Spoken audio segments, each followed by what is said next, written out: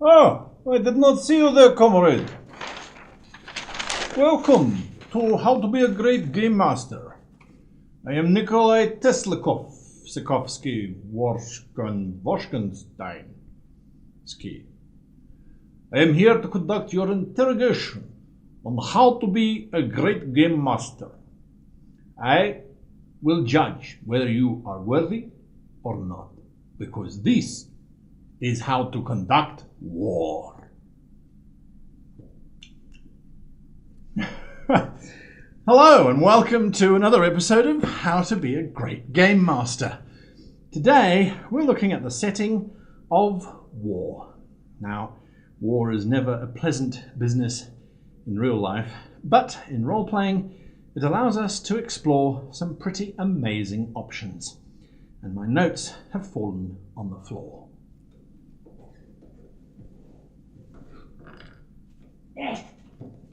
Oh, come on. Back!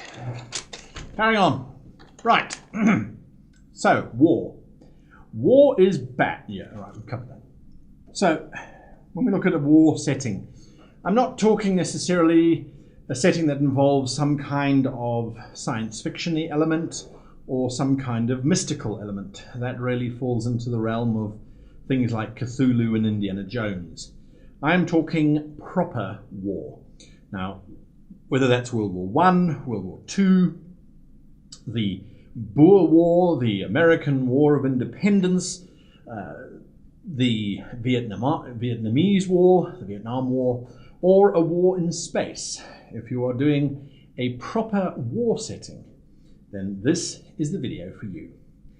So, when we look at the setting of war, what do we expect? Our expectations are quite simply that, well, there's going to be lots and lots and lots of killing. War is very seldom without that. And so we expect there to be killing.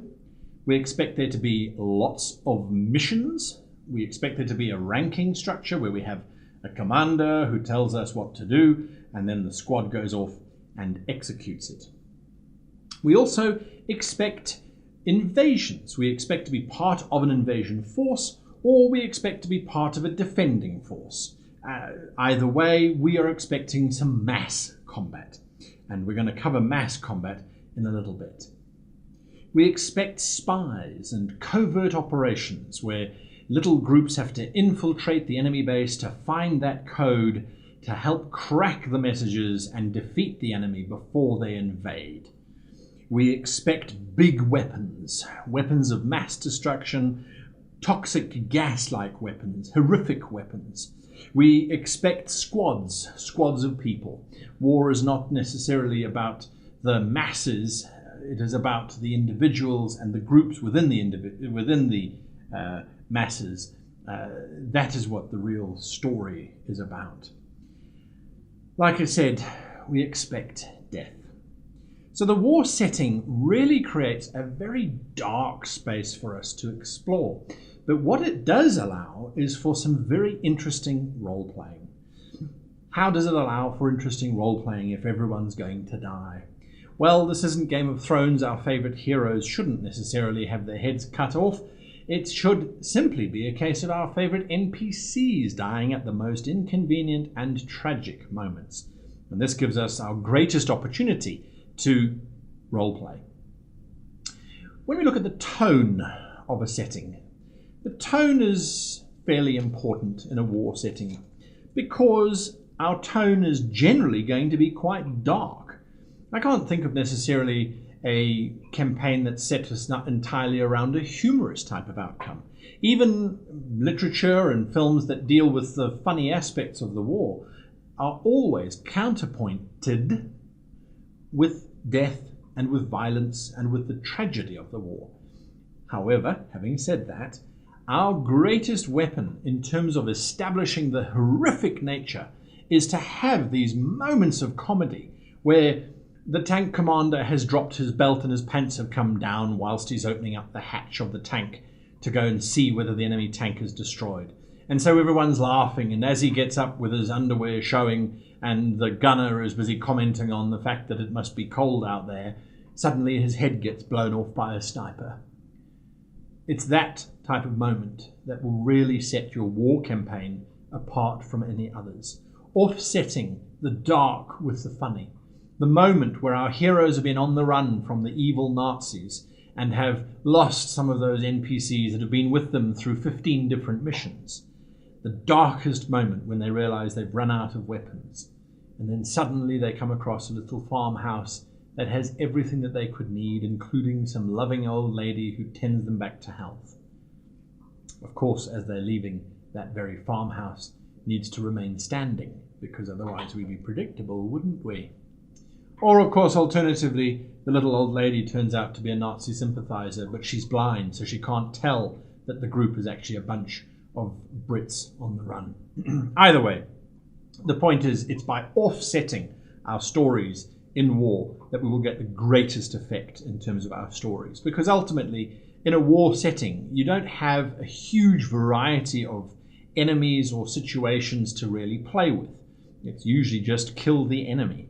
So our moments need to come from setting up stories that create such juxtaposition as evil, death, and light moments of human compassion. If we then look at what plots jump out at us, plots in this kind of situation are very straightforward. Squad, go and assassinate that army general before he leads his forces in to invade us. Squad, go and secure that bridge. There are a couple of enemy troops in the area and we need you to wipe them out and then take the bridge. Squad, go and blow up that bridge. Squad, rebuild that bridge that you've just blown up. Squad, walk over the bridge that you've just made and then burn it down.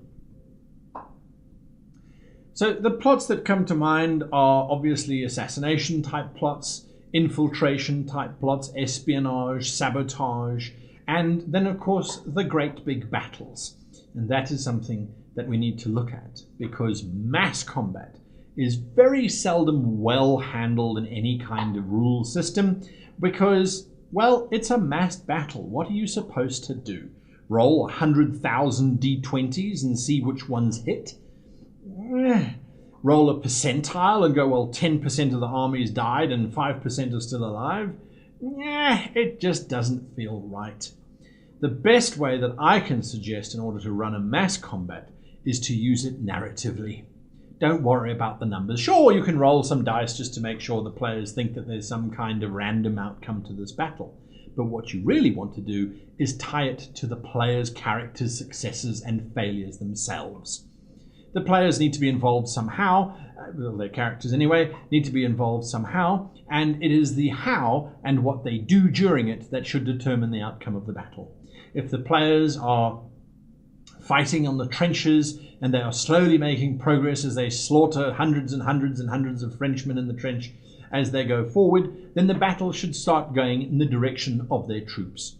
Of course, when they start to get cocky, the battle then needs to turn quite ferociously as those great big 15-inch guns open up and start blasting the hell out of the trenches that they've just taken.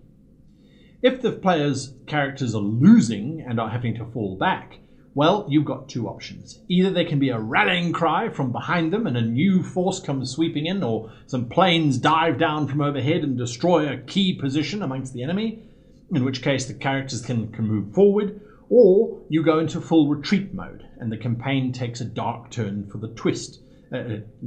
Takes a twist as a dark turn now takes the battlefield and our characters are forced to admit defeat and retreat. Don't let the dice try and determine the outcome of your battle. All you'll end up doing is playing with yourself, and no one likes to watch that. If we then look at the options that we have in terms of reference material. Now, I haven't gone into great detail on war because war plots themselves are, as I said, fairly straightforward. What you want to do is you want to play the NPCs. So you create that little squad that goes through boot camp, and from boot camp they go out into the field. And you've got someone named Chalky and someone named Stumpy and someone named Three Legs Magoo. And they all form this little cadre of people, this cadre that works together and goes out there and saves the day, and slowly you want to start picking them off. Have the surgeon who slips them just a little bit of extra whiskey when they're in the hospital. Have the nurse who flirts with the players. Have the soldier who's always morose and writing home, but he really cares deeply for the squad and dies saving the squad by throwing himself on a grenade. The opportunity in war is to bring out the best of humanity, or inhumanity if you're playing an alien war campaign. So when we look at references, we have things like Saving Private Ryan, Band of Brothers, The Pacific. Kelly's Heroes is an interesting example of humour and the darkness of war. You've got this deranged tank commander, played by a very indomitable Donald Sutherland back in the day, and Clint Eastwood running around, well, basically stealing gold. I won't give away the ending in case you haven't watched it, but it's a great movie from the 60s, I think, maybe the early 70s, that looks at war from a slightly humorous perspective, but there's plenty of killing and there's plenty of tragedy in it. It's always offset, isn't it? Then you've got something like The Terminator. Now, The Terminator is a war movie, not the actual idea of the Terminator as an individual machine going back in time, but the idea that the machines go to war against man. And it's the struggle that we get to see glimpses of in the first movie, and then in the fourth movie, I think, Salvation, is where we get to see that really coming to the fore. So Terminator's another good one. Independence Day. I haven't watched the second movie, but the first movie was all about war. And it looked at the savagery of an alien invasion and what that did to families and things. It was also fairly amusing. There were moments of humour. Again, we need that to offset things. Generally speaking, though, war is all about death and grimness and finding moments of light. I hope that has helped a little bit in terms of how you approach a war campaign. They can be a lot of fun, but you need to make sure that your players are interested in playing a command structure type game. Now, you could arguably run a war campaign where the players are an independent group moving around Iraq trying to steal gold, or perhaps they're in the Crimea and they just want to get out and survive. That's entirely possible, but again, then it shifts from once they've got out of the battle, what do they then do? Then it just becomes really a slightly modern setting with them going on about their lives. So the idea of war is a purist setting without magic or ancient zombie Nazis from outer space, or however you like to play it. The idea of war is a fairly serious campaign. It's not something that you do on a whim. I think it's something that you decide you want to try something different and you want to see just how far you can go or not, as the case might be. And as I said, war is never a good thing in reality, even though it does weed out the plebs from those that are smart enough not to get killed. But anyway, that's a different kettle of fish altogether. So from me, I want to wish you, well, I want to remind you that we're now on Patreon, and to all of our Patreon subscribers so far, you are a fantastic bunch of people. You're going to start seeing changes happening fairly soon as we start to head into our second month of Patreon. We launched on the 1st of October, still going strong, and I look forward to role-playing with some of you that are on Patreon with us. There's some pretty amazing rewards in the tier structure that we've set up for you. If you don't know what it is, head on over and have a look. The link is at the end of the video. And for our regular viewers who are there and keep posting your comments, I think you are doing a fantastic job. Every morning I check through the comments because, as you know, I respond to them all, and I'm amazed by some of the questions and some of the options that you guys are presenting us with, and I really do appreciate. So thank you very, very much. Until next time then, hit that like button, hit that subscribe button, and from this comrade to you, and from you, comrade, to me, I wish you the very happiest of gaming.